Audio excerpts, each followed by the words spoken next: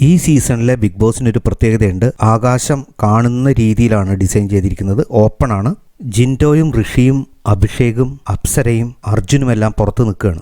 സായിയുമുണ്ട്.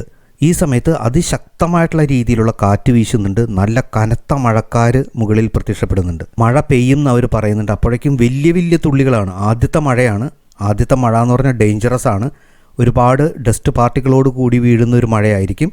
പക്ഷേ അവരതിനെയൊന്നും വകവെക്കുന്നില്ല. അവർ നിലത്തൊക്കെ കിടക്കുന്നുണ്ട്. അപ്സരയും ഋഷിയും ജിൻഡോയും അഭിഷേകും ഡ്രസ്സൊക്കെ ഊരി, കാരണം മഴ കൊള്ളാം എന്നുള്ളൊരു രീതിയിൽ തന്നെയാണ്. അപ്പോഴേക്കും കഠിനമായിട്ട് മഴ സ്റ്റാർട്ട് ചെയ്തു. ജിൻഡോ ആണെങ്കിൽ പാട്ട് തുടങ്ങി. മഴ പെയ്താൽ കുളിരാണെന്ന് എൻ്റെ അമ്മ പറഞ്ഞു എന്നൊക്കെ പറഞ്ഞൊരു കോമഡി പാട്ടൊക്കെ പാടി ആകെ ഡാൻസ് ചെയ്തുകൊണ്ടിരിക്കുകയാണ് എല്ലാവരും. പെട്ടെന്ന് മഴ ഭയങ്കര സ്ട്രോങ് ആയി. ആ സമയത്ത് അർജുനും ഋഷിയും ഓടിയിട്ട് കോർണർ സോഫയിൽ ഇടം പിടിച്ചു. ബിഗ് ബോസ് അനൗൺസ് ചെയ്തു എല്ലാവരും അകത്തേക്ക് കയറണം. വളരെ സ്ട്രിക്റ്റ് ആയിട്ടുള്ള ഒരു ഓർഡറാണ്. നിർബന്ധമായും ആരും മഴ നനയരുത്, കാരണം അസുഖങ്ങൾ ഉണ്ടാവും എന്ന് പറഞ്ഞിട്ട് ഒരു ഓർഡറായിട്ട് ബിഗ് ബോസ് അനൗൺസ് ചെയ്യുന്നുണ്ട്. അർജുനും ഋഷിയും മാത്രമാണ് അവിടെ പെട്ടുപോകുന്നത്, കാരണം അവർക്ക് വീടിനകത്തേക്ക് വരാനായിട്ട് സാധിക്കുന്നില്ല. അത്രയ്ക്കും കനത്ത ഒരു മഴയായിരുന്നു. ഹെവി റെയിൻ എന്ന് പറഞ്ഞു കഴിഞ്ഞാൽ നമുക്ക് പരസ്പരം ആളുകളെ കാണാൻ പറ്റാത്ത അത്രയും രീതിയിലുള്ള ഒരു ഹെവി റെയിൻ ആയിരുന്നു.